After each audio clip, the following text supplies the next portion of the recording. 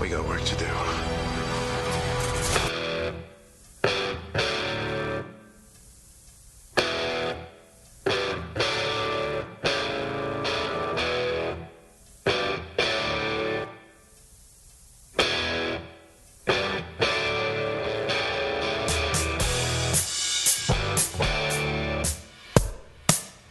Welcome to Highway to Hell, a supernatural podcast. I'm Christine. And I'm Kristen. And today we're talking about Season 4, Episode 7. It's The Great Pumpkin, Sam Winchester. I almost said Charlie Brown on accident. Because I was just looking at it. And that's what I've always, that's what I know. Yeah. I mean, I think that's the reference. Although, does it, like I mentioned right before we started recording, I'm not too familiar with the Peanuts gallery. I didn't really read or watch them too much. So like, is there a connection at all with this episode? And I don't think so. What happens in that is that the Great Pumpkin is supposed to be like, it's kind of like the Santa of Halloween, and one of the characters really wants to meet the Great Pumpkin, and like he writes a letter to him. And I think what happens is that they have to like wait in a pumpkin patch for the Great Pumpkin, but then they do that and it never shows. I don't remember how it ends or what happens, but that's the gist. Okay, I mean, we can kind of see a Great Pumpkin King kind of in this. Yeah, I think if there's a connection, that's probably it. Yeah. I got nervous pronouncing it because we did get a little. Oh note. Yeah, you didn't even want to try.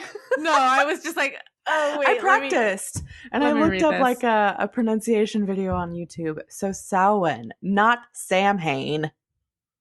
Are you sure White it's not Sam? Sam, hey. It's not that. No. Good one. No, I'm just kidding. Paul, who's been kind of, I guess, catching up with our episodes and like blowing up our feed, but in the best way possible. And I think he sent us an email also that I've saved for the mailbag minisode. But he's the one that like tweeted at us and said it really bugs every Irish person how they pronounce Samhain. Mm-hmm. It's supposed to be Samhain, not Samhain, which is the way that I want to pronounce it. Uh-huh.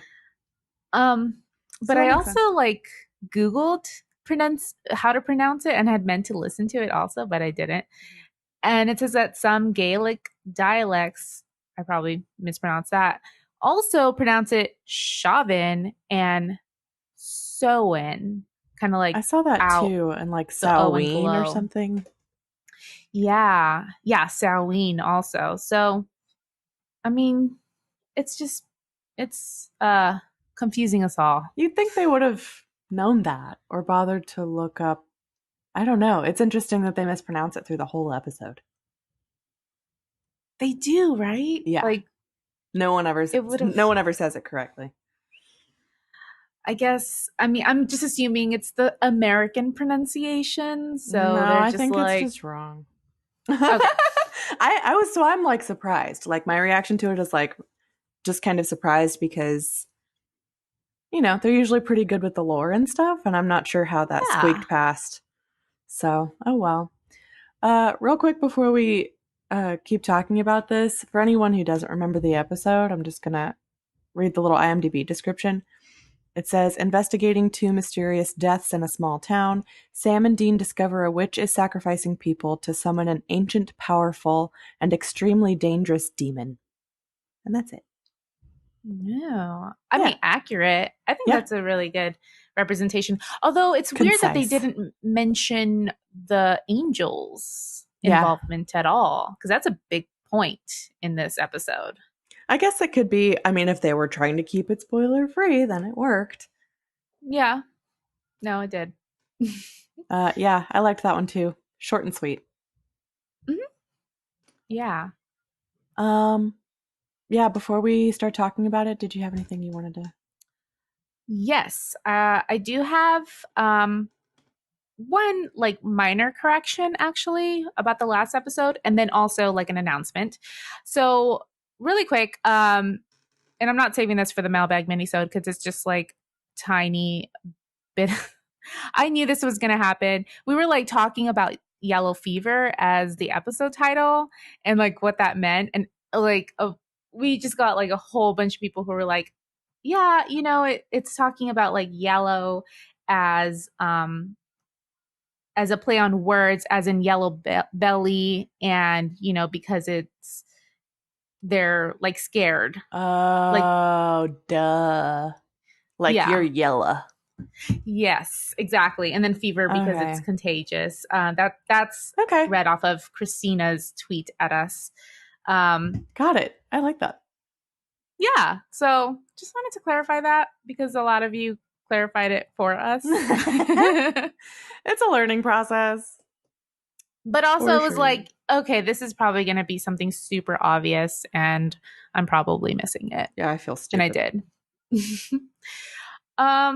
The other thing is we have an announcement. So for about 8 months now, I think we started it in August of 2018.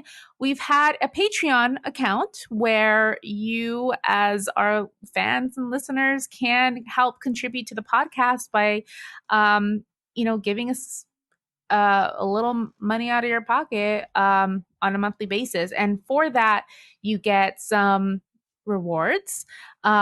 We've been doing these side episodes where we delve into the supernatural fandom. Like here on the actual podcast, we are just talking about the episodes, but there's if you know supernatural, you know there's a whole big fandom out there that really is a big part of the show and really influences the show, especially in the later seasons.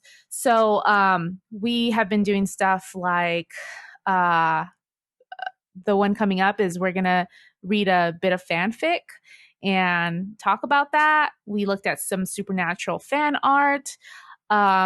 We looked at like different iterations of supernatural, like the anime series. So it's been really interesting to kind of see like what else is out there regarding supernatural.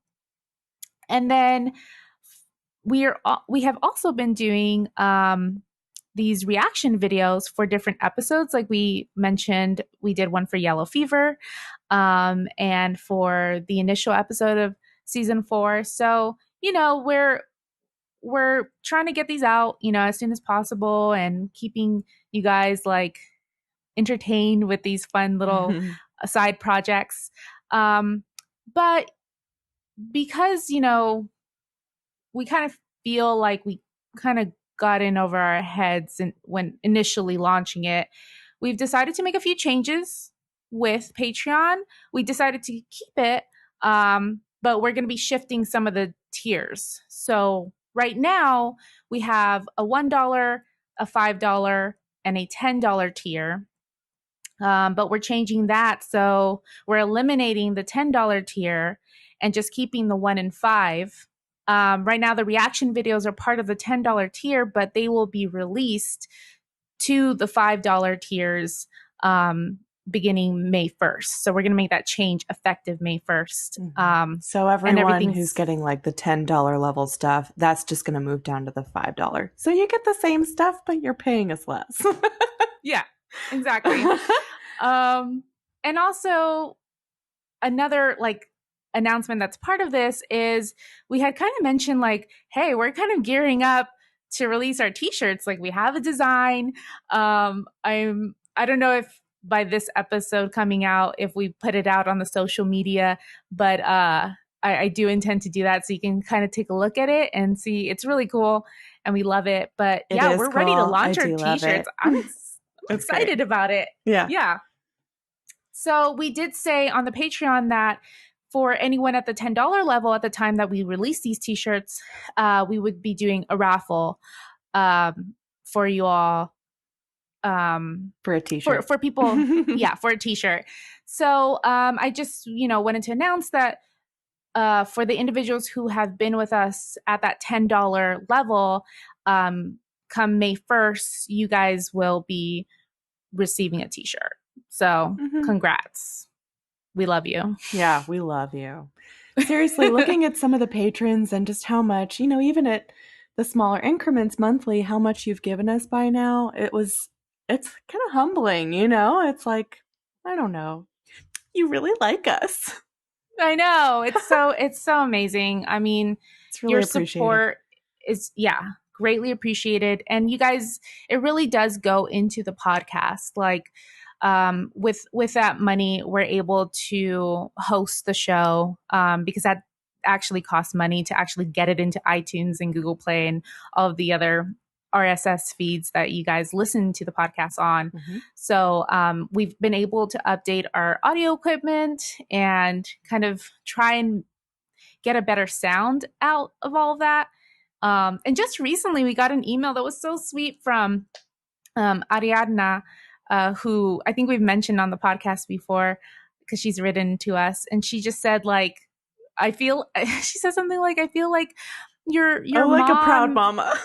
Yes, like a proud mama because you guys have improved so much since season 1. And like, oh, yes, girl, thank you so much because we've been trying and working hard to improve on our sound and the production of this podcast. So we couldn't have done it without you guys. Yeah, thank you. That really meant a lot. It's true. And I think, we hear it too. We have improved and it's just getting better. And it's just exciting to see where it's going. And y'all have helped us get here. Yeah. So, those changes are going to be made to the Patreon come May 1st. And you can find that at patreon.com/Highway to Hell podcast. If that doesn't work, do the / instead. I always forget. Whatever / Yeah. Jason. Yeah. And his techniques in this episode. I did too. It was well directed. It really was. I'm trying to remember instances of it. But just in general, like throughout the entire thing, it was just really cool. Yeah, I can't remember specific instances, probably as we go along. Yeah, I mean, I just, thinking back to just like the shots and the cinematography and stuff, like there were just some really great shots. That fight scene between Sam and Samhain at the end was like one of the best fight scenes we've ever seen in this show. Yeah. Like you could tell what was happening. You felt the force of it. It was really like energetic and it was just like, it was so good. I noticed that as well. And, maybe it is in the directing. I was thinking of more the choreography of it all because I don't know that we've seen. Too, for sure. Yeah, I don't know that we've seen Sam like get into a fist fight like that too many times. He really got right. Yeah. It's funny because like comparing the show to Buffy, which I always do, like we see Buffy kicking ass every single episode, like fighting with her hands. Mm-hmm. And we rarely get to see that with the boys because, they're usually up against much stronger entities than they are, physically at least. And they use weapons. And they usually have to rely on weapons. Whereas Buffy, her hands are her weapons. And her words. Yeah, for real. Mm-hmm. But the last episode that Vincent directed was Time Is on My Side. Oh, which wow. It's been a while. We really loved the directing in that one as well. Yeah. So he's got it going on. Cool. Yeah. I wanted to note the actors who came out in this episode too. We have Robert Wisdom, cool last name, as Uriel. And he's been in a lot of stuff. I loved him. Yeah, he was great. He must be, he must be like a really important actor because it was like featuring. Yeah, so him. I think by this time, and actually, just to note that Julie this is her first episode that she's written. Yeah, sorry. I kind of felt like I'd said that because I was like, I'm not familiar with her, and then we just kind of moved on. Yeah. But I wasn't sure. What do you think about that? I thought it was well written, actually. I thought it was a pretty good job. I don't know. I think we need to discuss it And Okay. I can say, I mean, maybe we'll come up with some stuff as we go, but at least through my analysis so far, I haven't come up with any like glaring issues. Like, how did they know how to get to this location? Or something like that. yeah. Like, there weren't any plot holes that I could see. Hmm. Um, so there was that at least. But yeah, let me know what you think as we go along. I did think it was very interesting that she was given an episode with quite a bit of weight on it. Mm-hmm. The one thing that I'll say is that I was disappointed that Samhain was a demon that was very, very powerful, and then they took him down. Kind of like, what was that one demon we were so pissed about in season 1 that they took down like real quick? I mean, I the was seven gonna say deadly the sins seven was deadly one of them, sins. but there was another, but I'm forgetting. Um, I don't know. yeah, I, it'll come up. But Yeah, I this could see that. episode was pretty big in that Sam met Castiel for the first time. Mm-hmm. And we also met another angel. I want to pronounce it Uriel because my cousin's name that's like the Spanish way of pronouncing it, and then my cousin's name is Uriel also. That's So, cute. but you know, we met him for the first time, and he seems like a pretty important dude, you know? Yeah, he definitely seemed like somebody. Yeah. And yeah, just to give you an idea of what he's done, he was in The Dark Knight Rises, but not as like a big character. He was like, I think he was like the police chief or something on the bridge. I was gonna say police chief because I Yeah. think I recognize that. Yeah, He was in Face Off, Grey's Anatomy, of course, Law and of Order, and course. The Wire. And then Don McManus, that's his real name. He played Don slash Samhain. Yeah, How funny. and he was in National Treasure. He was in an episode of Star Trek Voyager, which I know that's where I know him from. He was in CSI, also Grey's Anatomy, NCIS, a whole bunch of shows. Well, And I liked him. He was good. I really liked him too. He seemed very serious. Yeah, but he played a good, like, kind of hippie teacher too. Yeah. Ashley Benson played Tracy. She was in Spring Breakers, Pretty Little Liars, and Bring It On, In It to Win It.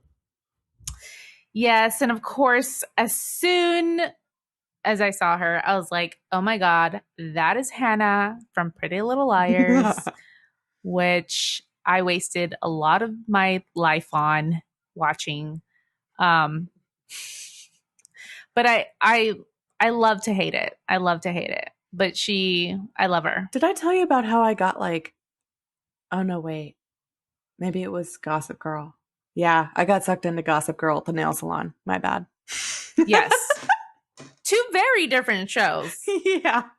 I highly recommend watching Gossip Girl. Two very different shows to someone who's seen both of them. I'm like, Yeah. oh, they're the same thing, right? No, absolutely not. I would never recommend anybody watch Pretty Little Liars. Like, yes, I watched it all the way through religiously, but no, don't do it to That's yourself. hilarious. Yeah. Okay, well, thanks for the warning. I appreciate that.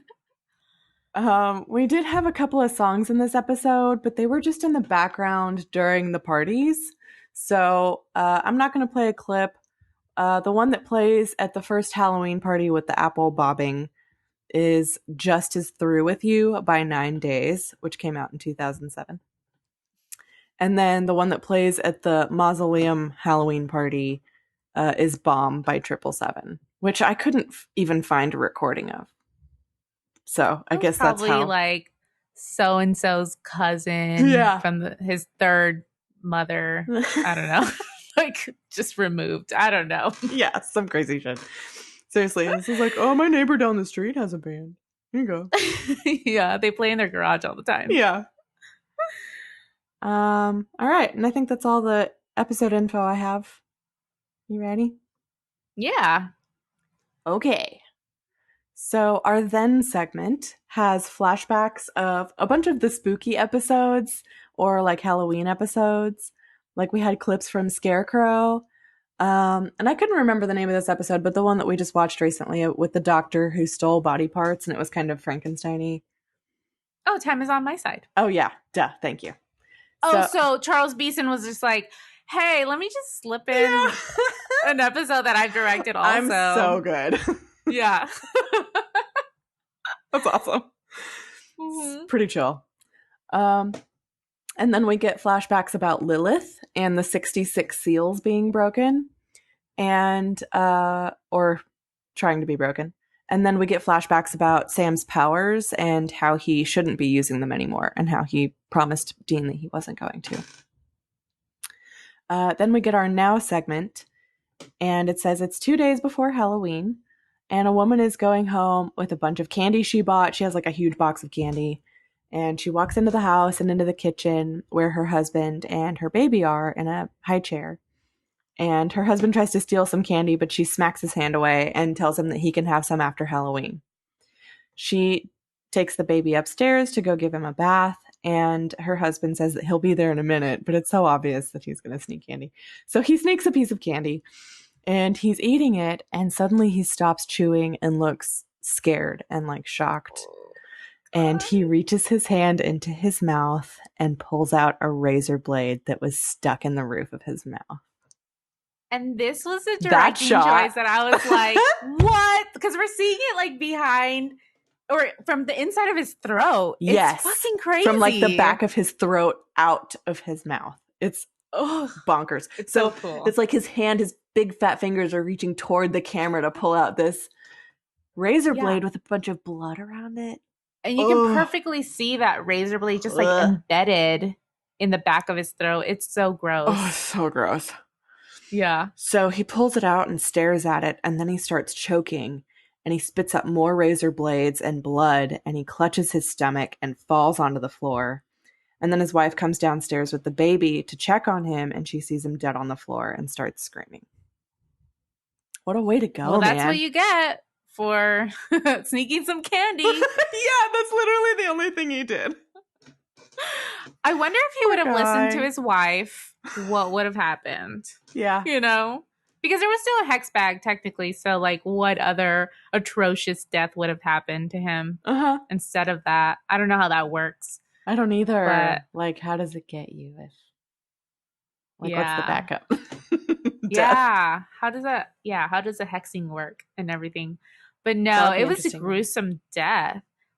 Oh, very.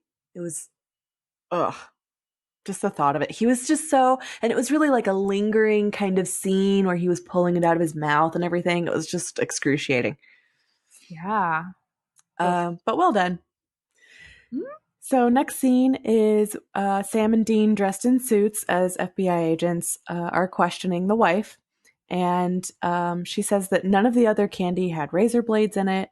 And as she's talking to Sam, Dean opens the oven and looks inside, and she goes, "The candy was never in the oven." And so Dean keeps looking around, and he sees that the fridge has been moved. So he checks behind it and finds a hex bag. He shows Sam the hex bag from behind the woman's back and then puts it in his jacket. And then Sam asks her if her husband, Luke, had any enemies or if there was like another woman, maybe. Then she gets she's so offended. Yeah. I mean, I don't know. Everybody reacts differently in grief, right? I don't know. Yeah. It's just a weird reaction. Dean was kind of like, after she stated something when he was opening up the oven, he kind of like retorted in a mean way, like, "We're just checking every option. This is my job," or something like that. And it's like, calm down, Dean. Like, you could be nicer to this poor lady whose husband just died. In a horrible way, and she found him. Yeah. Yeah, so it's super shitty. But I did like the way that Sam kind of questioned her, because he's asking her about that sensitive stuff, if he had any enemies or if there was another woman, and she gets really pissed off, and he's like, "I'm sorry, I know this is hard. We just have to explore all possibilities." And it's like, yep, that's understandable. And she was like, If someone wanted to kill my husband, don't you think they would have found a better way than putting razor blades in a piece of candy he might eat? I mean, when Draco spiked that pineapple juice or whatever it was, I mean, same risk that it wouldn't get to Dumbledore. And we saw what happened with that. So Yeah. that's totally true. It's a crapshoot. Sometimes you gotta take a risk. Yeah. So are you gonna get Mr. Wallace or are you gonna get a little kid on Halloween? You never know. But anyway. So then we cut to a motel room and Sam's researching when Dean walks in eating candy. And Sam's like, what? Seriously? And he's like, it's Halloween, man. And yeah, Sam goes, he's not. No, because they didn't. No I'm remorse. surprised that they didn't. No, and I'm surprised that he didn't even mention like, has other candy bags been infected with this, or like, is this like a widespread thing? Is this targeted? I don't know. Maybe that had been already worked out before they came in, and that's why they came in, because it's like, okay, it's just this one instance. But it also it's just that one instance, and if I wasn't a hunter, I would think, okay, that's just kind of a fucked up thing to do, but it's not a demon or a witch or anything like that. I don't know how they got tipped to be on this case. I hadn't thought about that, but it didn't say like, I don't know. They were in the area and thought there was something weird about it or something. Yeah. So yeah, that's odd. So yeah, they kind of argue about the candy. And then Sam says that the hex bag they found isn't a typical one. It contained gold thread, an herb that's been extinct for 200 years, and a Celtic coin that's about 600 years old, and a charred metacarpal bone of a newborn baby. I had to look that up. It's a little hand bone. Oh, yeah, like right here. Yeah, it's like in the, because of your cadaver stuff, probably. Because I failed 2 anatomy classes. Yes, of course I know. Hey, of course. You still learn things. I still sort of remember things. Sure. You have to learn something in a failed class. Mm-hmm. So yeah, I really didn't know what that was, and I was grossed out until I looked it up, and I was like, oh, it's just a handbone. Chill out. So Dean's disgusted, and he says that witches are frickin' skeevy. And then he reports to Sam. He checked out Luke Wallace's background, and he says he was so vanilla that he made vanilla seem spicy. But I was like, hey, bro, like vanilla's my favorite flavor. Like vanilla can be dope. Have you had Bluebell vanilla? That shit is so good. Yeah. And it has vanilla can have some spice to it. Like, don't get me wrong. It's just the concentration. It's all up to that. So I love that you're a proponent of vanilla. I really am. Keep it simple. Stupid. Kiss it. Yeah. So then we cut to a Halloween party with a bunch of teenagers, and all the girls are scantily clad. It also looks like a really lame party. Like, I would feel so uncomfortable wearing that in a party with like 5 people. I wouldn't. I would be in the corner lurking, and then I would leave or something. You'd be lurking in like a full body Scream outfit that's like that covers you from head to toe. And I'm just like going up walk to people. away after an hour. Yeah, totally. But there was a girl who was in this like nurse outfit, and it reminded me a lot of Jess's outfit in episode 1. Oh yeah, right? When they were at the bar. Yes. Yeah, that's funny. So I thought that was, and we got a little recap of Jess. Mm-hmm. Also, so and she was mentioned at the end. She was, so that was interesting. I don't know if they made that.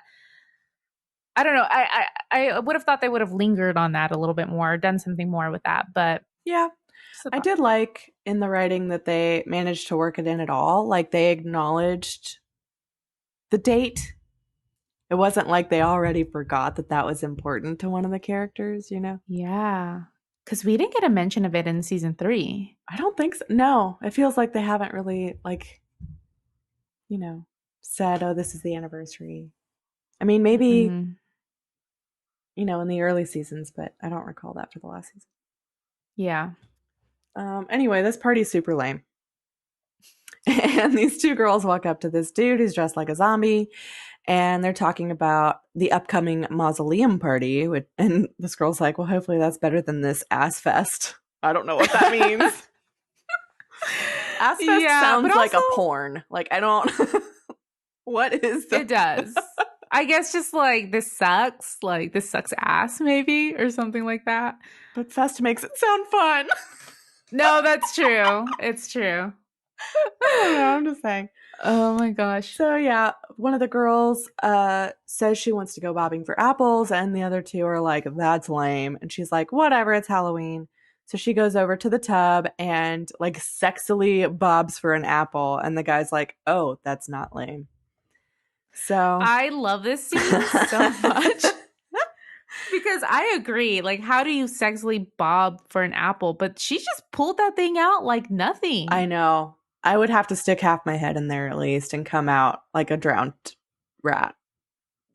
But then I was just kind of cracking up at this poor girl that went up next and was like trying to replicate what this other girl had done. She can't do it. She can't. No. See, that would be me. Mm-hmm. So that's what happens. She gets the apple, and then the other girl's like, "Oh, well, I want to be sexy too." So she goes over and tries to get an apple. And this shot is cool too, because it's from the bottom of the tub up at her face. So you see every time she puts her face in the water, and it's just a little, it's like half of her face at a time. And then she puts more of her face in, and then she gets stuck.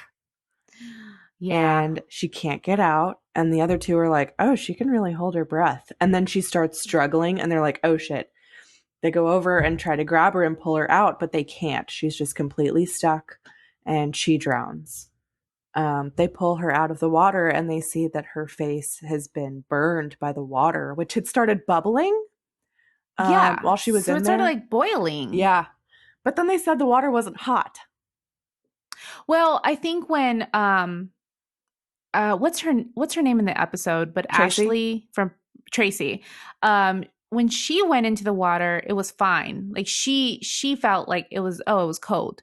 But as soon as the other girl went into the water, that's when the hex bag kicked in or whatever, because it was maybe targeting her, and then it started to boil on her. So I just think that it was like, okay, it just happened all of a sudden, which is even weirder. Yeah, totally. Because clearly she wasn't burned. She was fine. Yeah. She was still sexy. She was still very sexy.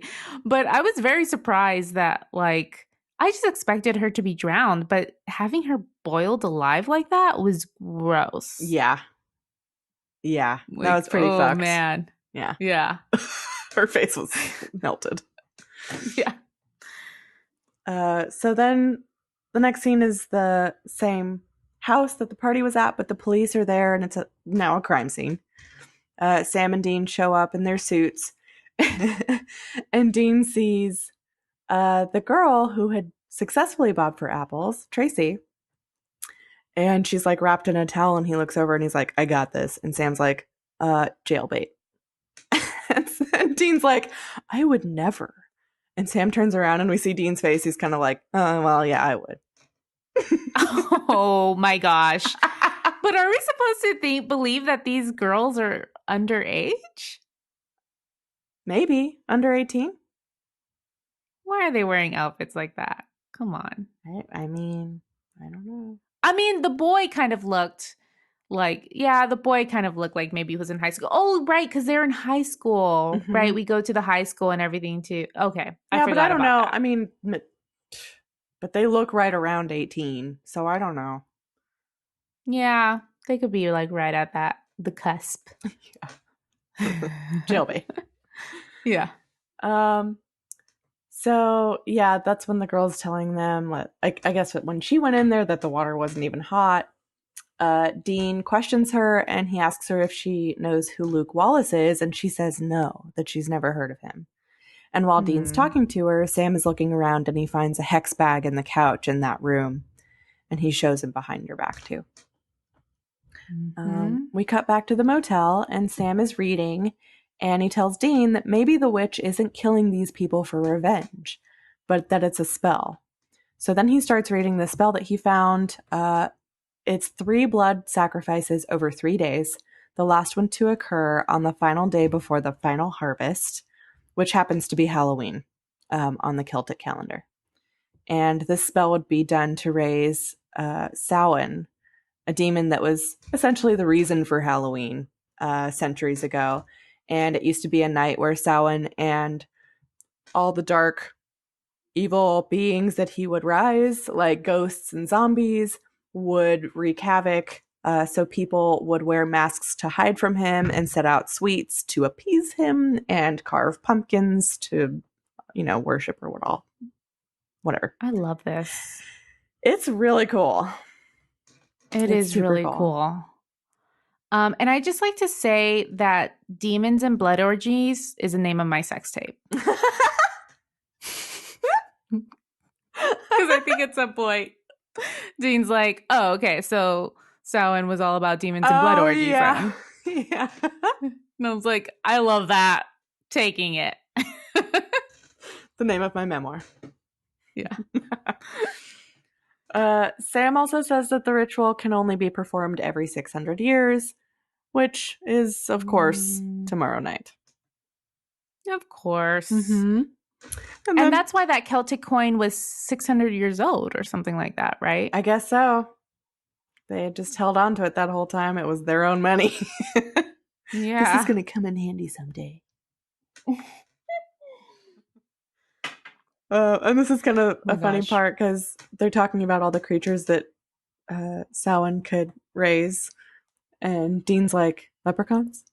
And Sam's like, Dean. And he's like, what? They have small hands. So it reminds me of that part in Austin Powers where they're talking about carnies. He's like, carnies, small hands. Oh my gosh. Just had to throw that in there. Yeah. Any opportunity for an Austin Powers. Oh, any reference. day. I drive like that all the time. Yeah. That's my parking skills right there. So Dean's on a stakeout of Mrs. Wallace's house and stuffing his face with candy. And he's on the phone with Sam, and he looks over and sees Tracy from the party going up to the house and going inside. And he's like, son of a bitch. Weird. Oh, yeah. And we actually get 2 son of a bitches here. Yeah. Nothing. Look, Dean, someone planted those hex bags. Someone with access to both houses. There's got to be some connection. Yeah, well, we'll hope we find him soon. Because I'm starting to cramp like a son of a bitch. Quit whining. No, Sam, I mean son of a bitch. Nice. Yeah. Double whammy. Did we ever find out why she's going over? Yeah. She's their babysitter.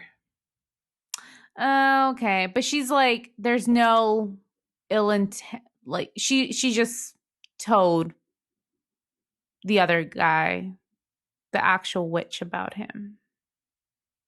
I guess I'm confused. Like, because she's bad who's too. The mastermind? She's bad too, right? Yeah. She's a witch also. Totes. But Mr. Wisdom over here, art teacher, who I was like, okay, this is Christine in her art studio. Yeah, he's kind of me. He's like the big mastermind behind it all. I don't know. I kind of got the feeling that she was, but when she was talking at the end, she made it sound like they both came up with the plans and everything, but that she just kind of had to put up with him until now because it took two of them to do it. Okay. Yeah. So I think just they're establishing both the facts. Yeah. So I think so. She must have been the one to put the hex bag in that house, and she had access. She's like, I'm posing as a babysitter for this family. I can just go in and kill this dude. Yeah. Makes sense. And then she was at the party, so she's just like the one planting it around. And he's making them maybe, and then she's the one planting them. Yeah. That's how they work. That's how their partnership Works. Division of duties. Uh-huh. So Dean goes back to the motel and tells Sam that Tracy is Wallace's babysitter. And then he's like, wouldn't you come back as a hot cheerleader? I was like, I would. And then he like daydreams about, I guess, being a hot cheerleader for a minute. Being a hot cheerleader. Yeah. Okay, Dean. Sam did some research as well, and he found out that Tracy got suspended from school for a violent altercation with a teacher. So then we go to the school. Sam and Dean are in their suits again, and they're walking through the halls where students have hung up scary Halloween masks that they've made. Dean looks up at one in particular, and we hear screaming. And then we cut to his face, and he's staring at it, and then we cut back to it, and there's screaming again. So we know that this is reminding him of hell. Yeah. And whatever it is, I mean, it's just like a mask that looks almost demon-y. Like there's some But also like something- melted and fucked up and just like horrifying. It is creepy. It is one of the creepier masks on that wall. There were quite a few. So- I was like, what are these kids making? Jesus. Yeah. And that kind of gives us an idea of like what demons really look like, I guess. I guess. Yeah. If that's the one that reminds him. Mm-hmm. Yeah. So that's pretty interesting. Mm-hmm. Sam brings back memories. And Dean's like, huh? And he goes, being a teenager, all that angst. And he's like, And he looks over and sees the dude from the party who was the zombie trying to lower a giant clay bong into a kiln. And he goes, now that brings back memories. But it's like ridiculously humongous. It's like 3 feet tall. It's so He huge. put a lot of hard work into it, though, obviously. And what's so funny is that this came at a time, John was just telling me a story the other day about how he took a ceramics class in high school, and there would be students who would try to like pass off making a pipe in ceramics class. And the teachers would always bust him and be like, no. What, really? No, you can't make that. Yeah. And what would they say? Like, oh, it's a vase. Yeah, what? It's just it's a paperweight. I don't know. It's a vase for my mom. Bullshit. with 2 holes for the flowers. Yeah. With a carb. This vase needs a carb. Oh my God. And he was telling me that because their teacher, oh God, the students are so stupid. So in ceramics class, one of them made a dick out of clay and put inside of it to hold it up like a scalpel, basically, like a clay tool that you use to like shape the clay, but it's sharp. And so it was in the inside for stability.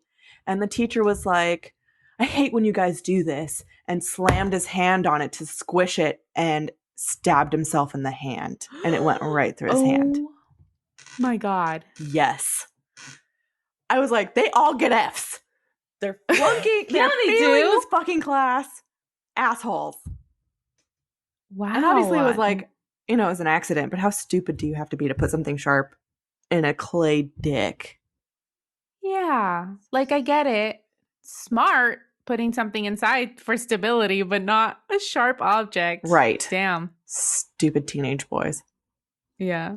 It's funny because I have all of Jose's clay objects that he made from high school. Oh, really? That's cute. Yeah, I have them around the house. Did he ever get away with a pipe? No, but he made a little like devil, and so I keep like this like he little made that? I've seen that before. and there's like a creepy devil that goes along with it. I don't know where that's at. That's awesome. I love that story. Okay, good tangent. So, they talk to the art teacher who insists that they call him Don. They're like, okay, we get it, Don. They ask about Tracy and what happened with the violent altercation. And Don says that all he did was try to talk to her about her work, like her drawings. And he said that they had gotten really violent and they depicted her participating in the violence. And then she would draw a lot of cryptic symbols. So Sam pulls out the Celtic coin and he goes, like this? And he's like, yeah, I think that could be one of them.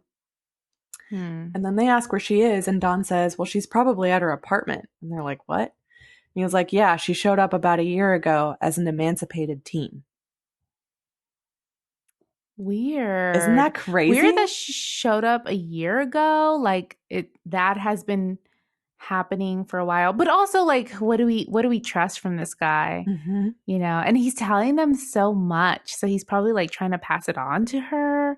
I don't know. Very interesting that this is happening. Yeah, he did a really good job, too, of just acting normal. Like, Sam shows him the coin, and he doesn't skip a beat. He doesn't flinch at all. He's just like, yeah, that looks familiar, you know? Yeah. It's crazy. So then we see Sam and Dean pulling up to their motel, and they get out, and they've both been looking for Tracy with no luck. And then they're walking up to their room, and a chubby little astronaut is trying to get some candy out of them. It's this kid in an astronaut costume. And Sam's like, oh, yeah, we have a lot. And he like points to the car, and Dean's like, no, we don't. I ate it all, basically. Yeah. And then he tells the kid, well, it looks like you've had enough. And the kid just, fuck you, Dean. Fuck you. Why are you fat shaming this kid? He's What like, the Dad. hell's wrong with you? And but he like squints his eyes. Yeah, at he like Dean, glares at him really dramatically and like squishes his face. But this was another like really cool directing shot because we get a shot from inside his helmet. Yeah. Like you're the kid and you're stuck in this fishbowl and you hear Dean's voice from outside it and it's like kind of muffled. Yeah. It's funny. Awesome. Yeah, I forgot about that one. That was good. So then the kid walks off and they go into their motel room and Sam sees somebody in the room and he draws his gun and yells, "Who are you?" And then we pan over to Castiel and Dean tells him to stop and he's like, "This is Castiel." And then he looks over and there's another guy in the room and he's like, "I don't know who that is." And then Sam totally trips over his words. He's like so excited to meet Castiel. He's just like, "Oh, I've heard so much about you. It's an honor." Yeah, and he's like, he looks like he wants to like bow or something. Yeah, or he, like, kneel grabs. or like It's so hilarious. kiss his hand. Yes, he turns into such a little like Fanboy. brown noser in this one moment. It's so cool. Just because, like, you know, we've known that Sam's into God or whatever, but I hadn't pictured this moment for some reason, like when he met the angels, and that's obviously such a huge deal to him. It's pretty funny. Mm-hmm. Yeah, he's only kind of mentioned, like, you know, in his discussions with Dean, like how cool it must be that they're angels and everything. And Dean's, you know, reaction has just been like, yeah, they're dicks. Like, Yeah. they suck. Yeah, what do you want? And right after this, you know, Sam gets it. Yeah, his dreams are shattered pretty quickly. But he's like so cute while he's introducing himself to Castiel, and he sticks his hand out to shake his hand. And then he kind of like, you can tell he's like kind of not sure if he should have done that. And and he says, "I've heard so much about you." And Castiel reaches out and shakes his hand and he says, "And I about you." And he says, "The boy with the demon blood. I'm glad to hear you've ceased your extracurricular activities." Yeah, he just goes right into it. Mm-hmm. But Castiel, like, you kind of see it on his face. Like, he looks down at Sam's hand and it's kind of like he's searching, like, what is this human interaction? Yeah. You know? Yeah. Like, what do I do here? But Does not compute. He does reciprocate it, you know, so it goes well. Which was actually really cute. Like, I thought that was cool of Castiel to be like, I'm going to acknowledge this. Okay, so there's a lot that happens in this conversation. I'm just going to run through it real quick. Yeah. So Sam and Dean ask why the angels are there, and Castiel kind of brushes it aside, and he just wants to know if the witch has been killed. Sam and Dean say that they know who she is, but that's it. Castiel says that the witch knows who they are, too, and he pulls out a hex bag that was hidden in their motel room wall. Castiel says that the raising of Samhain is one of the 66 seals, and it must be prevented at all costs. Castiel doesn't know where the witch is.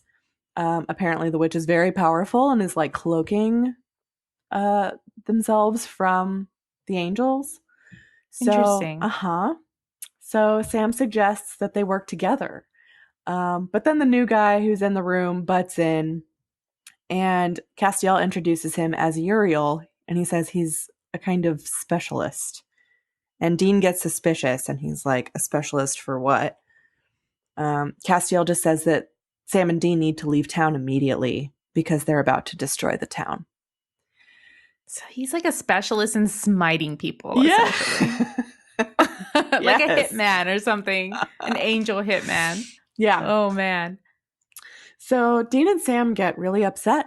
They say that there are 1,000 people in the town, and they're like, you're just going to kill them all? Uriel says this isn't the first time he's purified a city. So that's how he puts it. They argue about it, and Sam says that they can kill the witch before Samhain is raised. He's like, no, we can do this. You know, you don't have to kill everyone. Uriel says that they're wasting time arguing with these, quote, mud monkeys. Yeah. So that's interesting. The first time we hear that. And I've never heard this term before. I don't know if they made it up as like something that like beings of a higher power would, like how they would refer to humans. Yeah, because I don't know. I'm trying to think to the tiny minimal amount of like knowledge I have on the Bible and stuff, but no, it's not coming at all. It's not coming. Like I was just trying to think, like, is mud a way of like attributing like the creation of man from clay? But is that a different origin story that I'm thinking Or of? maybe not. Maybe it's like his way of saying, like making it kind of derogatory. Like it's not clay, it's mud. You know, it's kind of like looking down on humans. Mhm. I could see that. No, yeah, he definitely. I mean, he says it like his tone about with Yeah, it like is it's an just insult. like, mm-hmm. And then Castiel's like, watch it, basically. It seems in this scene, right when this is happening, it's almost like you can tell that Sam is visibly losing his faith. Yeah. He's like, you can't do this. You're angels. You're supposed to show mercy. It's just, they're just shattering everything that he thought that they were. Castiel asks Dean, he says, when your father gave an order, didn't you obey? So he's implying that his father, God, gave him this order and he has to obey. I really like that parallelism between them. Yeah, that was really good. Mm-hmm. Because he says right before that, like, because it comes from heaven, that makes it just. Right. So that's just his blanket, like, it's just because it comes from heaven, and that's all I need to know. Yeah. And like we've already kind of played with this good evil dynamic, black and white thinking with Gordon. When we first met him, he was just like, that's a demon or that's a vampire, a supernatural creature. They're evil. We need to kill them. Mm-hmm. At all costs. Kind of, yeah. And that's kind of what the thought process is with the angels as well. It's just coming from some sort of higher power, but yeah, it's not right at all. No, because they're saying we should do this at any expense, and what's on the line right now is 1,000 lives, over 1,000. Yeah, so they're obviously struggling with that. Dean just says, well, the plan's changed, boys. And they're like, excuse me? He basically says that he knows he's valuable to God because they went through the trouble of busting him out of hell. He's like, I figure I must mean something to the man upstairs. He challenges. He's really ballsy this season. I know. I was just thinking that too. When he came back and there were those demons in the diner and he was just like slapping him across the face. Yeah. Like, dude. Shit. Hell really put something into you. He gave you a little more spice, you know? Yeah. You don't give a fuck. He challenges Uriel and says that if he destroys the town, then he'll have to kill him too. Dean's basically like, you'll have to kill me too. Dean says that he and Sam will find the witch and stop the summoning. And Castiel just turns to him and he says, I suggest you move quickly. So that was a very interesting conversation. while I was watching it for the first time, John walked in the room and I got mad at him because he walked across the TV and he was trying to talk to me. And I was like, what? What? I'm trying to catch this. Very important. Yeah. They walk outside the motel room and Dean's car is like fucked up. I don't know what's on it. I don't know if it doesn't look like eggs. It doesn't look like milk because it's kind of thick, but some kind of like white, like thick substance has been thrown all over his car. White paint or something. I don't know what it would be. I don't either. It looked gross. Like yogurt or something. Maybe. And so he just stares at his car and turns around and yells, "Astronaut!" It's so hilarious. Yeah. They get in the car and Sam's looking down and he says that he thought the angels would be different, like righteous. And Dean's like, well, they are righteous. That's kind of the problem. Sam says, but this is what I've been praying to. And I love this conversation because Dean is rarely so good at talking about stuff like this and being comforting truly to Sam. And he says, I know you're into the whole God thing, Jesus on a tortilla and stuff like that. But just because there are a couple of bad apples doesn't mean the whole barrel is rotten. For all we know, God hates these jerks. Don't give up on this stuff is all I'm saying. Babe Ruth was a dick, but baseball's still a beautiful game. Yeah, this is actually really sweet of Dean. Like, he's been like giving religion and stuff a bad rap since season 1, but here when Sam needs it the most, or like when he's feeling really down about it, he completely turns around and is like, it's okay, buddy. Like, yeah, you know, it's there. This doesn't show you everything. Right. Don't let them shake your faith. Yeah. And then Sam pulls out the metacarpal bone that's been charred, and he's like, how much heat would it take to char a bone like this? And they realize that it would take... he's so smart. So smart. Boy. And then he's like, it would take a lot of heat. Let's go make a stop. So then they go to the school. They like break into the art room. And then Sam realizes he's telling Dean the hex bag didn't show up after they talked to Tracy. It showed up after they talked to Dawn. Sam goes over to Dawn's desk and sees a lock on a cabinet on the back of the desk. And he grabs a hammer and smashes the lock off of the cabinet. He opens a drawer inside and they see a plate of tiny baby bones, which is real fucked up. This guy just has like a bunch of baby bones in his teacher's desk. So messed up, dude. What the hell? Yeah, it's gross. Then we cut to Castiel and Uriel, and they're talking on a park bench, and Castiel reminds Uriel that they were sent to save Dean. He says he has potential and he may succeed here, which is really cool. Yeah, and this is really interesting that we're getting their perspective, or we're like going away from Sam and Dean to have this little conversation between two angels. To give us more insight about what they're doing. Totally. And you can also see that power dynamic. Like, Cass does seem like the higher level angel, whatever that is. Which is interesting because we didn't really get that from the other scene. So maybe Uriel's just the muscle. I don't know.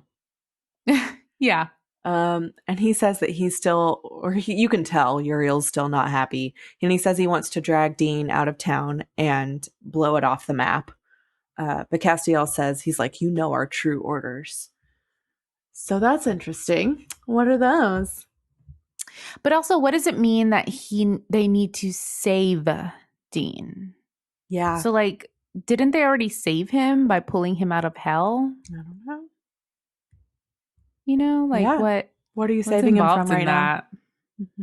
More deets, please. Is it like a religious saving? Oh, like a convert kind of thing? Yeah, like he's being saved. That's interesting. Just a thought. Yeah. I love that movie, by the way.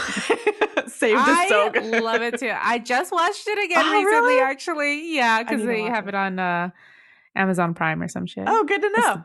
Such a good movie. It's the best. not a weapon, you idiot. Throws it. Yeah. Oh, man. So then we cut to a dark house on Halloween night. It's like, people are coming up with their Halloween costumes and they see the dark house and they're like, no, not that one, and move on. We pan over to the house, to the basement, and then we see inside the basement, Tracy is tied up and Don is performing a ritual. He takes a knife and he's about to stab Tracy, but Sam and Dean come in and shoot and kill him. They free Tracy. What? Yeah, no, they just shoot him. Yeah, he did. He did. It's crazy. I know. They didn't waste any time at all. It was surprising. But then I was like, no, we got a few more minutes left. Something's about to happen. Right. That clearly wasn't the end of this. Right.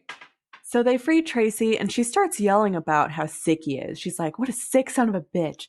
Did you hear what he was doing and what he was saying? How sloppy his incantation was?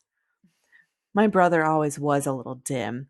And then she throws Sam and Dean to the floor with her powers. Oh, shit. Damn, this evil bitch. I really like how she turned like that while she was talking. It was really good. Yeah. So she says that she was going to be the final sacrifice, the third one, but now her brother gets to have that honor since they killed him. The spell is apparently a 2-man job, so she had to put up with him for 600 years. She puts some of his blood in a chalice. She takes a cup over to his chest where there's a bullet wound and gets some of the blood into the cup. And then she says that they'll all see what Halloween really is.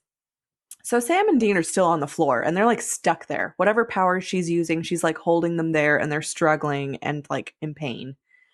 Yeah. It sucks. And Sam struggles to reach over to a puddle of Don's blood and he just sticks his hand in the blood and rubs it on his face. Dean's like, what are you doing? He's like, just follow my lead. And so Sam sticks his hand back in the blood and wipes it on Dean's face. And Dean's like, he just like freezes. He's just like, what the fuck? What the hell are you doing? Oh my God. So Tracy is doing her incantation and she finishes the summoning. The ground in the basement cracks and black smoke comes pouring out and into Don's body, which is really interesting. I was a little disappointed that he didn't have his own demon body that we saw. Wouldn't that have been cool if he had like I would have really liked that. Horns and He's stuff? just a big pumpkin or something. Pumpkin with Something horns. like that. Yeah. No, we don't get that. No. That's I guess That's those are expensive. expensive special effects. Anyway. So instead we have to watch this brother and sister make out, Blech. basically. Nasty. Look, the only incest I like is between John and Daenerys. That's all. I ship that Yeah. for sure.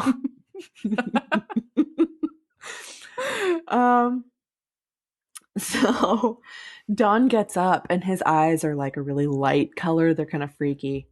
And then we see through the camera, we see through his eyes, like looking out at everything. And everything is blurry and kind of out of focus. Don goes over, Samhain goes over to Tracy, who calls him my love. And he says that her beauty is beyond time. And then he snaps her neck and calls her a whore. I'm a little confused. Yeah. Yeah, I'm confused also. Like who's speaking? Is it Samhain or is it I don't know, because also this whole thing, like they've waited 600 years. So what are these things? Are they witches or are they demons? Right. Inhabiting new body? Because, you know, he kind of says like, oh, you look older. So like, I assumed, I don't know what the fuck that means. 600 years ago, did she inhabit like a 10-year-old body or something right, like that? that's what I was thinking too. Like, does she physically look older or is it like her witch spirit or something that looks older? But I wanted more of that too because it's not really explained and I don't really understand like how they've been around for 600 years or...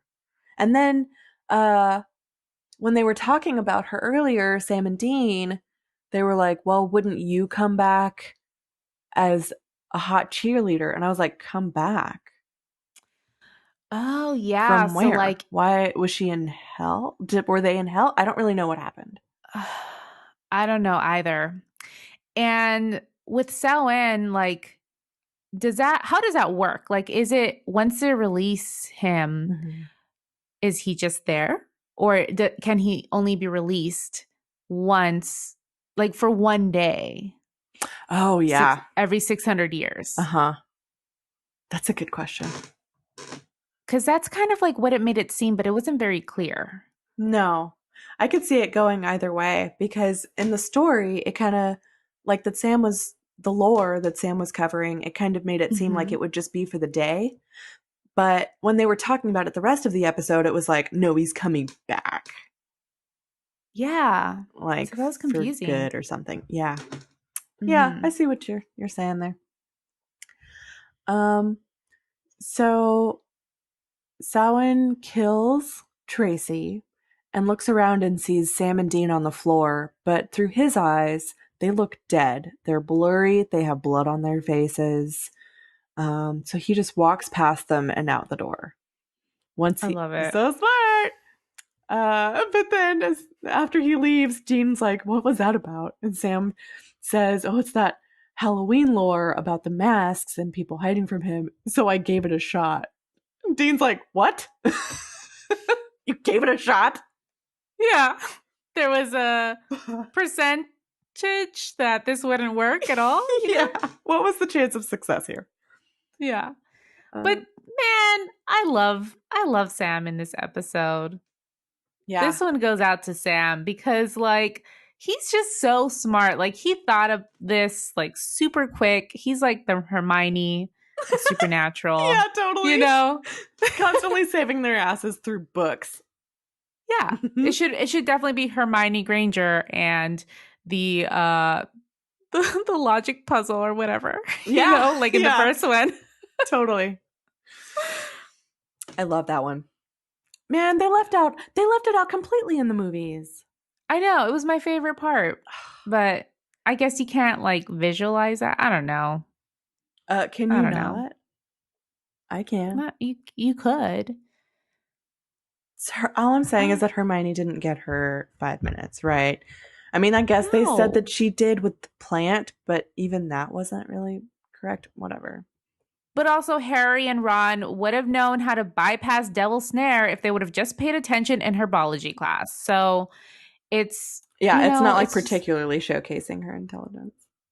No, but the logic puzzle did. Oh, God. I know, girl. So then we cut to Samhain, and he's wandering around in public, but it's Halloween. So even though he's got blood on his shirt and looks kind of crazy, everybody else is wearing costumes too. So he just blends in. Yeah, everybody else looks kind of crazy. Yeah. And it reminded me of the Hocus Pocus scene where like they're just walking around and seeing all these little monsters. But I don't see them. Where are they? I love That's kind of him right now. Yeah, it is. He's trying to sniff them out. Mm-hmm. And so he's only seeing everybody in masks, and so they're hidden from him, which is a really cool part of the lore that played out. Sam says that they need to go to the cemetery because that's where Samhain is headed to like raise all the dead and everything. He also thinks that they may need to... Okay, yeah. So this is where Sam's telling Dean that he thinks he might need to use his powers to get rid of Samhain. And it becomes a thing. Dean's like, I thought you weren't going to do that ever again. And Sam's like, but I think that I can. It's not, this might be the only way. So Dean basically begs him. He says, please, like, don't do it. And he hands Sam the demon blade. And so Sam grudgingly takes that from him and is kind of saying like, okay, I'll do this instead. But Sam, he does kind of jump straight to that. He kind of does, like big time. He didn't even really try with the blade. Like he half-ass tried. he definitely half-ass tried, but like he didn't think, okay, like yeah, the way to defeat him is this way, you know. He Mhm. didn't think, oh, let me go get my books and like research it. It's just like, let me just jump to this and use it. And I felt like even because we saw him do it in the end, I felt like he didn't even really mean it when he promised Dean that he would try not to. Yeah, I got that too. So then we cut to the mausoleum party with all the Lame ass teenagers. party. Yeah, ass Why fest. are they partying in a mausoleum? How is this going down? It's not What? legal for sure. There's no way. No. And then This is something that would happen in Pretty Little Liars for sure. For sure. It would go down. That's awesome. Now I know what we're dealing with. But Adam Lambert would be singing in the background Oh God. as a cameo for sure. Oh Oh my God. So it like pans over and the guy from earlier who was dressed as a zombie, he's a zombie again, and he goes, "Dude, I'm tripping balls." Probably because I have a 3-foot bong. What was in that? Yeah. Samhain walks up to the gate of the mausoleum that all the teenagers are in, and they look at him and they're like, Mr. whatever his name is, and they're like, Don. And he closes the gate and locks everyone in with the graves in the mausoleum. Mm-hmm. He just looks at them and like touches the gate and walks away. And after he leaves, all the doors to each of the graves start rattling, and one of them opens. A hand reaches out, grabs Tripping Balls dude, and pulls him inside. And then there's so much blood. There is so much blood. Like, it's just like what is he doing? A gallon of blood just comes splurting out. Their blood budget was like real up this episode. We have some I extra guess. from last episode. Because there was a lot of blood with the razors as well. He was just like coughing up blood, basically. Yeah. So I don't know what happened to this guy to make that happen, but he's got a lot of blood. Mm-hmm. Sam and Dean show up and free all the teens. They open the gate and let them out. And Sam starts to take off by himself to go after Samhain, and Dean's like, no, you can't go by yourself. And then he's like, I got it. Just help them out. So Sam takes off by himself, and Dean gets all the kids out, and he watches all the graves as more of them open, and 2 people come out, the undead, and they like face him to Real fight. Zombies. Yeah. I guess that's the irony there. Like, this kid dressed as a zombie and got eaten by a zombie. That is cruel. Yeah. Particularly cruel. Sam finds Samhain in front of a stained glass window down a hallway, and he starts to sneak up on him, but Samhain whips around and tries to use his powers on Sam, but it does nothing. And then we see, it was cool because it was like this burst of white light, and then we see Sam, like it dissipates, and Sam's just continuing to walk through this light toward him. Yeah. So like, okay, one, I guess like upper level demon, like all upper level demons are able to do this like white light thing that Lilith had done. And what is that about? And Sam says, yeah, that demon ray gun stuff doesn't work on me. So what even is it? Yeah. I don't know what it's supposed to accomplish. Why are you talking about it as if you know what it is? Yeah, that's true. What is it? Because we haven't seen it work yet, you know? Yeah. Like that's true. Maybe that's why we're confused, because they keep trying to use it on Sam and he's immune. He's like, bitch. Yeah. They don't try it at all with Dean or anything. No. But he's just like, pull the other one.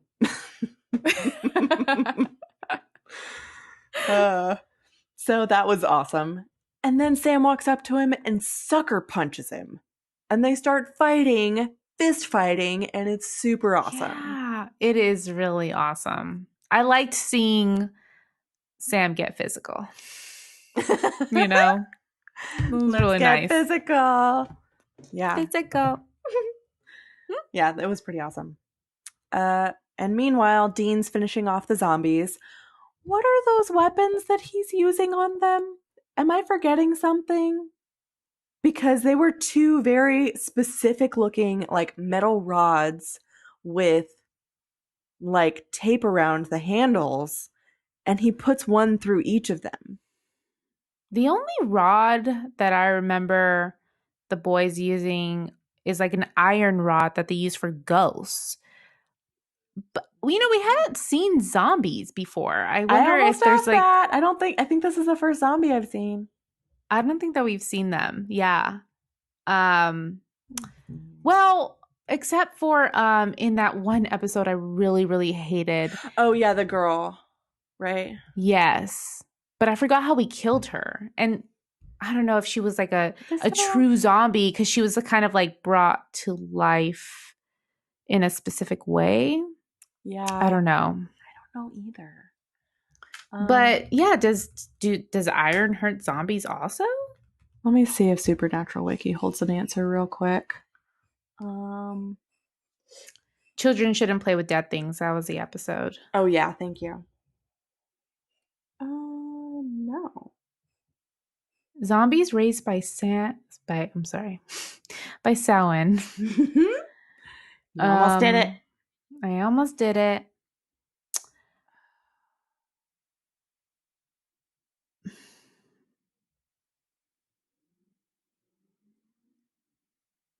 I'm not finding anything here. Oh. Well. So, Supernatural Wiki for zombies says that their vulnerabilities are staking in their coffin. But they weren't in their coffins. No, they weren't. Unless, like, the mausoleum as a whole could be considered their coffin. But also, like, why would it be just coffin? I guess, And not we staking? will be seeing them again later on. So it may be that we get a little bit more information on how to kill a zombie, perhaps. Well, Supernatural Wiki has a couple of other, like, methods, but nothing having to do with staking or stabbing or anything like that. It says beheading or obliteration of the head or a headshot. Those are the other two ways. And that's how the girl in Children Shouldn't Play with Dead Things was killed. Was she the zombie shot? girl. She was shot in the head. Okay. There we go. Yeah, so I don't know about this. Whatever. So Dean kills the zombie, kills him again. And then a ghost shows up and attacks him, but he just turns around and it looks like another zombie. So he goes to attack it, but it like does its like ghost shutter thing and shows up somewhere else in the room and attacks him. And then Dean's like, that's it. I'm torching everybody. But then we don't see that. I wanted to see a torching. I don't know. That's true. Yeah. He just shows up. Later on, saying something very naughty. Sam and Samhain are still fighting. And Sam tries to stab Samhain's arm with the demon blade, but it just grazes his arm and you can see like sparks basically, which is kind of cool. Yeah. And that pisses Samhain off and he throws Sam across the room and then he starts running toward him, but Sam puts his hand up and uses his powers to like knock him back and hold him in place. So Samhain's kind of stuck. Mm-hmm. We start to see a little bit of black smoke coming out of Don's bullet wounds. And Samhain's struggling to get to Sam, but can't get there. He's being pushed away from him. And then Dean comes around the corner and sees Sam using his powers. And he's like stunned. He's just frozen. He doesn't even try to go help him in any way. He's just watching. And then Sam looks up and he sees Dean behind Samhain in the background. But he keeps going. And then the smoke starts pouring out of Don's body and Sam's nose starts dripping blood the harder and harder he's trying to like exorcise Samhain. Yeah. The last of the smoke leaves Don's body and the body drops to the floor and all the black smoke goes into the floor and Samhain goes back to hell. So then, So like he we saw that the demon blade affected Samhain, you know, like it was obviously going to work if he would have just stuck with it. yeah, I think it totally would have worked on him. Yeah, he was just like, oh, well, this will be easier. But was it? I don't know. I mean, It I felt like wasn't, he didn't really though. try that hard. Like, I think the blade got knocked away from him, but he didn't try to get it back. Right. No, he didn't. He didn't even reach for it. He was just like, okay, I gotta use my powers, I guess. Yeah, exactly. Yeah, he gave up real easy. So one day after Halloween, Sam is packing up in their motel room by himself and Uriel appears. He says that tomorrow, November 2nd, is the anniversary of Sam's mother's and Jessica's deaths. Uriel tells Sam he wasn't supposed to use his powers, but then Sam starts arguing with him, and he's like, if I hadn't done it, that demon would have killed me and everybody else and all that. But Uriel says, you've been warned twice already. And Sam goes, my brother was right about you. You are dicks. Surprising. Like, that's such a Dean line right there. Yeah, he's really pissed. I think Sam is super pissed that his, like, you know, the vision he His had heroes. of angels. Yeah, that's just, It's gone. yeah, blown to bits.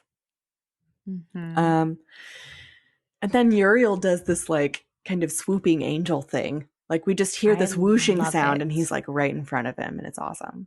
Yeah. It's like, but it's almost like fluttering of wings. Yeah. And then we see like a shadow like really quickly go across Sam's face.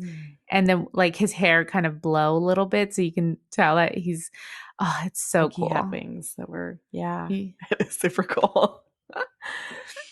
So Uriel's all up in his face, and he tells Sam that the only reason he's alive is because he's useful, and that the second he becomes too much trouble or more trouble than he's worth, he'll be killed. He also tells Sam to ask Dean what he did in hell, and then he disappears. Ooh. What did he do? I want to know. Oh, I don't know. I don't know. But like, how does Uriel know this? Know what? Know what Dean did in hell? That would mean that Cass knows, and Cass is keeping it from Dean right now. Or maybe not keeping it from Dean, because it seems that Dean remembers what happened, but keeping it from him that he knows. You know? I guess I haven't really felt like it was something that he was keeping from Dean. I mean, maybe he's consciously doing it, but it's not like it's come up. Yeah, we haven't seen that at all. But I don't, like, are the angels able to like kind of search through the feelings and memories and thoughts of these humans, or is there some sort of communication going on? Yeah, I guess I just sort of assumed that there was some communication that they just found out somehow. I mean, and they're like in a team meeting, and they're just like, oh, and by the way, all right, guys, Dean did this in hell. Monday morning kickoff. Here's what Dean Winchester's up to. Exactly. Who brought bagels? Yeah. I don't know. Yeah, I don't know what's going on there, but it's really interesting though that Uriel would use that against Sam in some way. Yeah. Like, what does that mean for Sam? Like, why is he keeping that from him? It makes it seem like it's important to Sam, you know? Mm-hmm. I'm very curious and I want to know. Mm-hmm. Well, we'll revisit this. Like we had mentioned in the last episode that Kripke had made this announcement that like all of that about Dean being a dick or whatever Mm-hmm. was a part of what he did in hell, and that would be revealed to us in episode 10. So just a few more to go. Yay. So then we see Dean on a park bench, just sitting by himself, watching kids playing on a playground, and Castiel shows up next to him. He just appears. Castiel says that their orders were not to stop Samhain, but to follow Dean's orders to see how he would perform under battlefield conditions. Interesting. I love the way Dean reacts to it, because he's like, what do you mean? Like, it was just a witch. It wasn't the Tet Offensive. And Castiel laughs. He makes him laugh. And Dean's like, okay, so I failed your test, but I would do everything over again just the same. Dean says that he's like, what I know is that these kids, the swings, the trees, everything is still here because of me and my brother. And Castiel says that he thinks he's like, don't get me wrong. I think every human is a work of art. Like, he's basically saying, like, my dad, God, has created some wonderful works of art. Mm-hmm. And he says, but we have to stop all the 66 seals from being broken, no matter what. Castiel makes Dean promise not to tell anyone. Does he say any living soul? I think he might, which is interesting. But he says, so earlier when Dean had been arguing with him in the motel room, he was like, so what are you guys, like hammers, basically, for God? Like, you just do whatever he wants. Castiel says that he's not a hammer like Dean thought. He has doubts and doesn't really know anymore what's right and what's wrong. And he says that Dean will have more decisions to make in the coming months, and that he doesn't envy the weight on his shoulders. And then he disappears. Man, I Yeah. love this. We're getting such a different tune from Cass, though, because in the very first time we saw him, or at least it was at the end of the second episode, he's telling Dean, we are, I'm a warrior. We're warriors of God. Mm-hmm. And essentially that tells me, like, they follow orders, Mm-hmm. And that's kind of what he was telling him in this episode also, like, wouldn't you follow your father's orders? Mm-hmm. Just like we're doing. Mm-hmm. But for him to open up, for him to even it's like even possible that he can open up. Yeah, to confide something in Dean. It's very interesting. It is very interesting. It's kind of like he just put on this I don't know, just kind of this mask, this front when he first met him, to make him seem like, badass, basically. And now he's kind of like, okay, here's the deal. Here's how I really feel. Yeah. Inside. Yeah. And you're the only one that can bring it out in me. That sounds sexual. It's somewhat meant to be sexual. We've talked about this. Mm-hmm. We'll talk about it more later. I was trying to see some looks between them. I was really, it's definitely trying to pick up on it. Yeah, it's innocent right now, I think. That's how it always starts. Yeah. Oh my God. So that's our episode. We don't get any tears, but we do get 2 son of a bitches from Dean. Yeah, back to back too. Mm-hmm. What do you think about ranking? Yeah, so I'm looking at the ranking, and I think it was a pretty strong episode. I wouldn't say that it's, the best. Yeah, it's funny because I feel like it's super important and it's a strong episode too, but for some reason I still didn't love it. Yeah, and I wonder if because I like that they were able to connect the monster of the week to, okay, this is another seal, so this is another stepping stone in that direction of like the seals are being broken. But I didn't feel the weight of it for some reason.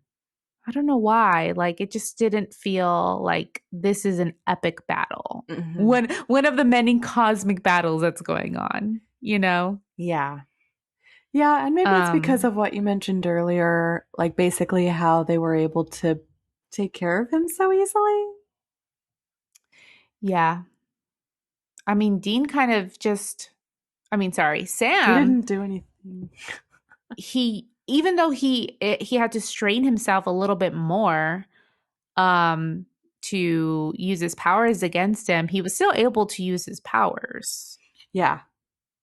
And he's only been doing this on lower level demons. And so it's like, okay, so you got a lot of power then, I guess. We're establishing that. Yeah. And so I guess was that meant for it was meant to establish that, but that wasn't really, I don't think that was clear enough.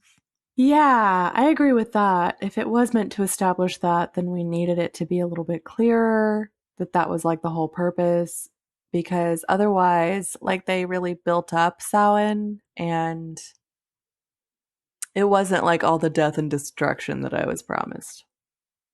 It was just a bunch of zombies. Yeah. Two You know? or three. It was like three zombies and a ghost. That's true. I expected like A horde. rain of fire. Yeah. Yeah. Just the whole city to like set on fire, basically. Like, I really Yeah. thought it was going to be chaos. And that we were going to have this like emerging fucking demon on fire, like coming out of hell and it being awesome looking. I mean, these are my hopes and dreams. Budget doesn't always allow for that, but. Yeah, it was just this one party that was expected. You know, it wasn't like the entire town or the entire world or anything like that. Once again. So it kind of was like I remember now it was the Croatoan where that demon, I mean, that one was way worse because it was like we didn't even see the fucking demon. That was fucking lame. But it was I know. Boy. But it was like the apocalypse in this one location. It's a little small town. So it was kind of like that. It was like, okay, what is the magnitude of this? Yeah. Yeah. So, but again, important. What if it were the new 17? After that. So it's like below in the beginning and above, All Hell Breaks Loose Part 2. Because I did like it better than that one, but that's just me. I think I liked it better than All Hell Breaks Loose. And I think in the beginning was nice because it wrapped up a lot of the storyline that was happening. So it was equally as important, I think. Okay. It was another cog in the story, you know, just like this one was. Agreed. So I'm comfortable with that. Okay. Well, then this episode is going in as the new number 17, and this one's going in the trunk. Cool. Anything else? No, just you know, we mentioned it at the top of the episode, of course, where you can support us on Patreon.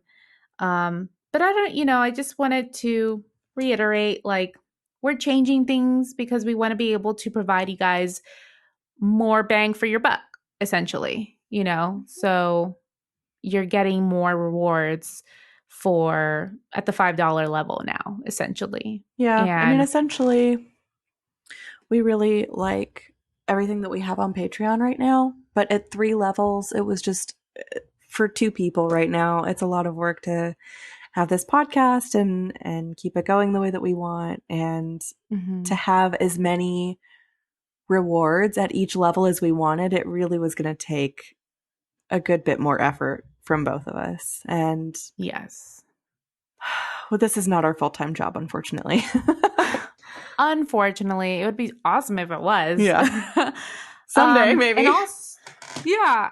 And something I did forget to mention was that we are going to be sending out a survey, putting it on our socials and also putting it out to our patrons. Like, what do you want to see on Patreon? What would, what kind of rewards would you like? So whenever that goes out, please, check it out. And if you don't already follow our socials, I'm sure Christine can tell you how to do that. Let me tell you where to find us. So we have our blog on the interwebs at www.highwayhwytohellpodcast.com. We're on all the social medias. Our handle is at Highway to Hell Podcast on Instagram and Twitter, and we're also on Facebook. And you can call us and leave us a voicemail at 908-516-HELL, 908-516-4355. You can also email us anything you like, drop us a line, say hi, give us some constructive criticism. We want to hear it all.